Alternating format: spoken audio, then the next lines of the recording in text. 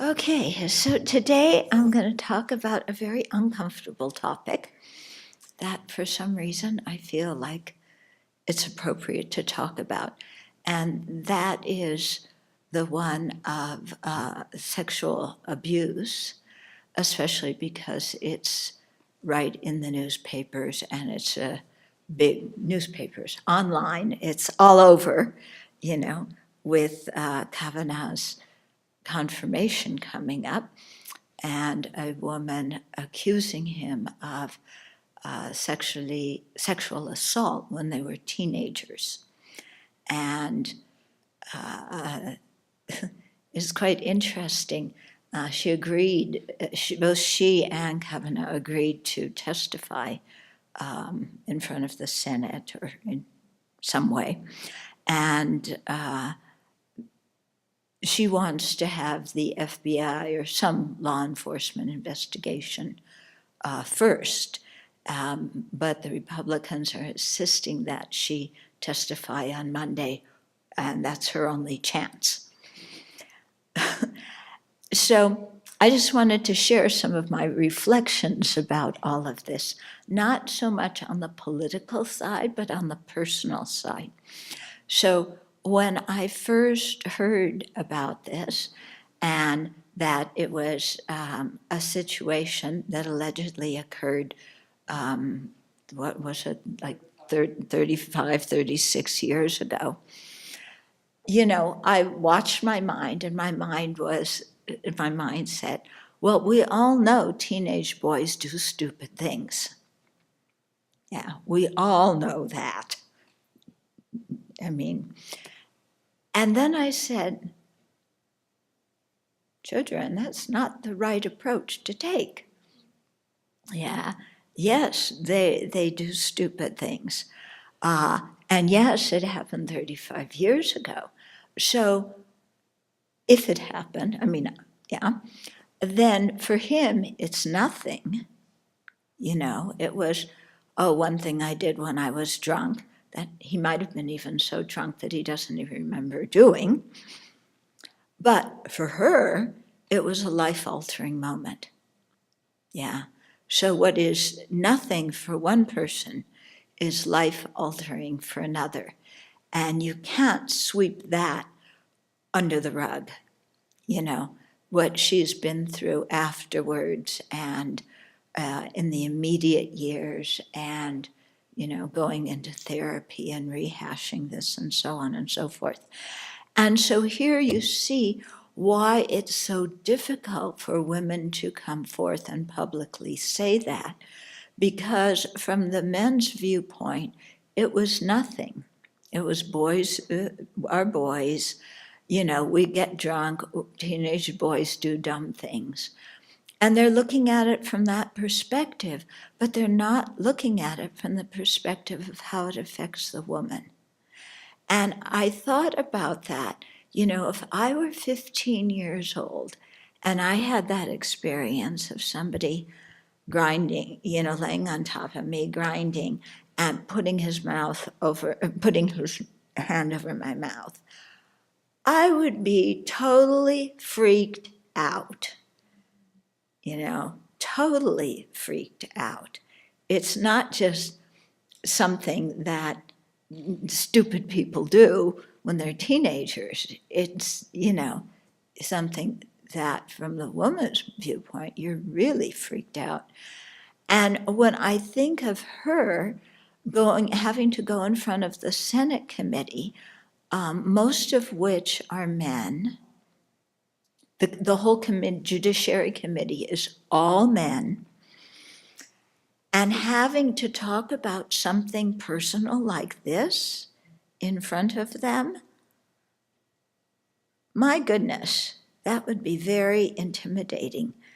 And it really made me think back on the whole thing with Anita Hill and Clarence Thomas, and how amazingly brave Anita Hill was. In that time, which was even more closed than how it is now. And the fact that she spoke up and didn't stop speaking until, of course, the Senate ran over her testimony. So I think, she said in one opinion article that she wrote that it seems that the Senate hasn't learned anything since then. They still have no criteria for handling accusations of sexual harassment among senators. They still have no criteria for how to handle accusations of sexual harassment or sexual assault when going through nomination procedures. And, Mitch McConnell has already kind of poo-pooed the whole thing and said, we're going to take a vote. And I don't think doing that is very beneficial, not only for Christine Blasey, but also for Brett Kavanaugh, because even if he's confirmed, this is going to hang over him for the rest of his life as an unresolved issue that will always plague him. Yeah. Also, what concerns me is not just the trauma she went through, but what it's saying to young women and also what it's saying to young men if they just go ahead, without really investigating this and slowing it down so that she has time, to gather together to speak about it, is that if they just push it ahead, and I understand there's all sorts of political reasons for that, which I don't want to get into. That's not my interest. My interest is the personal effect it has on people, and on society in general. But what if they push it through or ignore it? What it says to young men is do anything that you want to. And even if it comes up later, in some important circumstance, you just deny it. And, the big boys team will take your back and nothing bad will happen. Yeah? I mean, Trump's the perfect example of that. Yeah? But, don't worry about it. Do what you want. It's okay to drink. It's okay to assault people. Try to make it so they don't accuse you later. But if they do, don't worry about it. And it also then says to young women, nobody's on your side. Yeah. If this happens to you, you are alone. And first of all, if this happens to you, and, especially when you're young, you don't want to tell anybody. Because when I was thinking about this, if I were 15 and this happened to me, I would not tell my parents because I would get in trouble for being at a party like that. So the blame wouldn't be on the boy, the blame would be on me because I went to a party like that. Yeah. And so it tells young girls, just,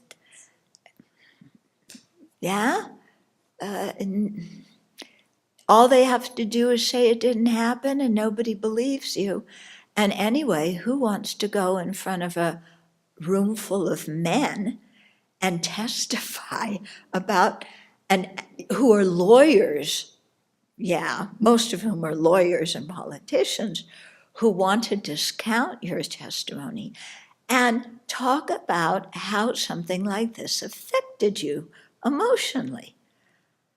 I mean, it's so difficult to do that.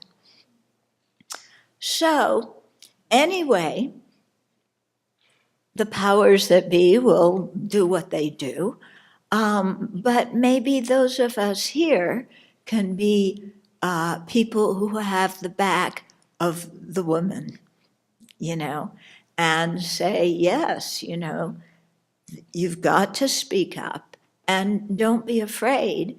And even if it's uncomfortable, and I would say, because I was thinking about it, and people may disagree with me, but I was in one situation once, when I was in my Sam story, with the macho Italian monks, and we were in a meeting, and they were just on me and teasing me and running me down. And for months and months, I just stood it. And then that time I just said, okay, I'm going to let myself cry. So I cried in the middle of this meeting, which, of course, you're not supposed to do. But I thought, what would happen if those guys are like examining her as if she were the villain and he's the victim, because that's how it's often played out. She's ruining his reputation, so he's the victim. How would it be if she felt like that? If she just let herself cry and said to those people, are you happy now? Does this meet your agenda?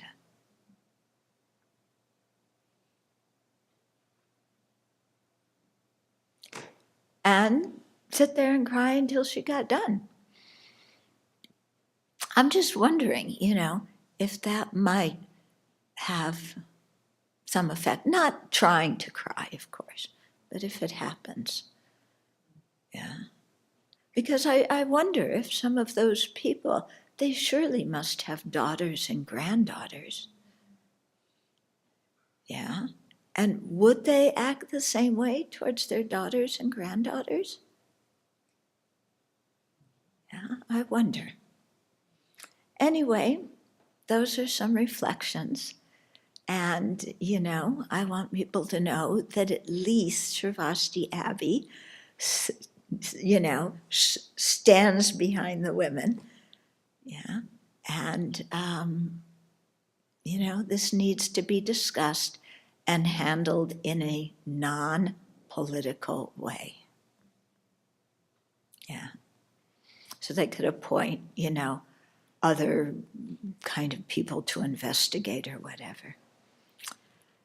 Okay, and let's make prayers that no women or men ever experience sexual harassment or rape again.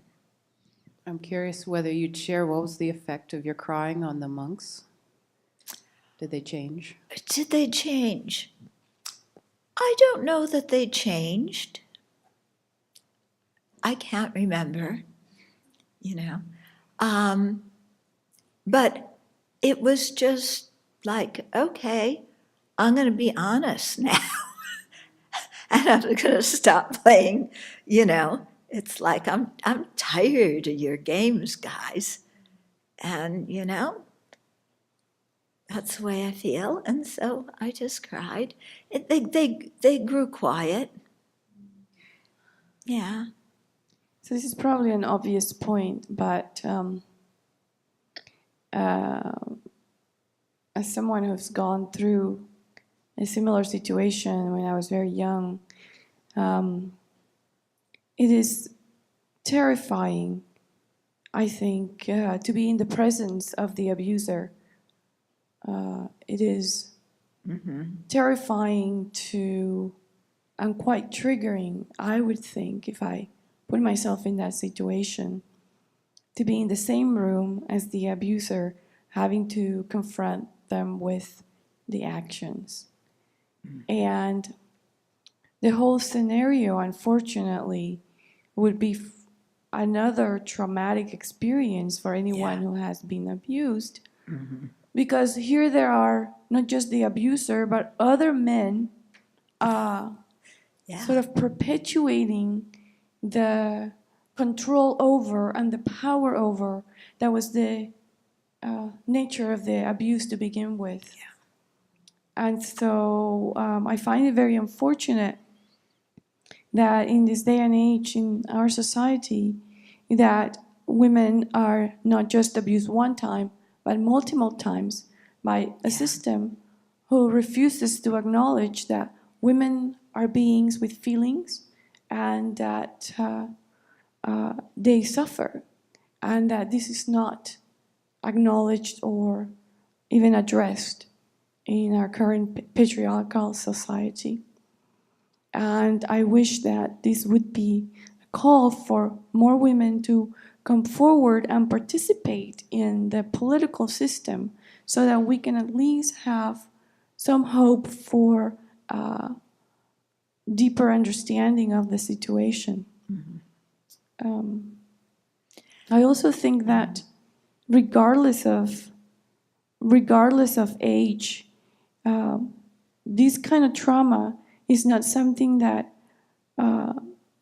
women feel comfortable, as you explained, Venerable, to talk about at any age. It took me about 25 or 30 years to let my family know, my mother, know what had happened, let alone other people around me, because of the shame and sense of responsibility for something over which the abuser, the victim, has no control. Yeah. And so it's a very, very complex dynamic for the victim, the abused, and to have this sort of come out in this way that is further traumatic doesn't even begin to address what happened to these women, or what's happening to many other women, children, and teens in society, in our world. Yeah. It needs a process that's not the format of a criminal procedure or a criminal investigation, where you're getting cross-examined and you're being asked. It needs a very gentle, open process, accepting process. This is detrimental to men as well as women. Yeah. And you know this because you write to prisoners all the time. And when men who are often not privileged men, they see this and they think they can act this way, and then they end up serving 25 years in prison. Yeah. So this is not just, the women are not the only victims. They're also the men are victims too. And I'm really glad that you said something, because these are the things that young people need to hear. Yeah. This is not okay. Thank you for bringing that up. That was one of the points I wanted to mention that I forgot to mention, that if this were a situation and the accuser would have been black or brown or some minority, they would have been tried and given a very hefty sentence for this kind of thing. And it made me think, you remember when there was, the Central Park Five, when these 5 young African-American men were accused of killing this jogger. And Trump, at that time, this was years ago, he said they should be given the death penalty.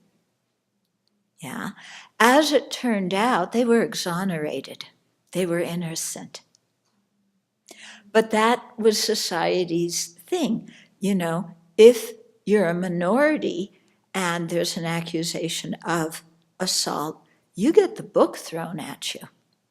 Yeah. If you're, white, upper class, he went to, an elite school, his whole life has been elite, then the boys' club is behind you. Yeah. And so even among men, there's not equal treatment. Yeah.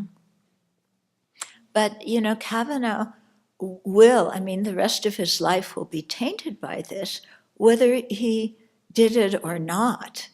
And, pushing this thing through doesn't give chance for that kind of thing to get cleared either.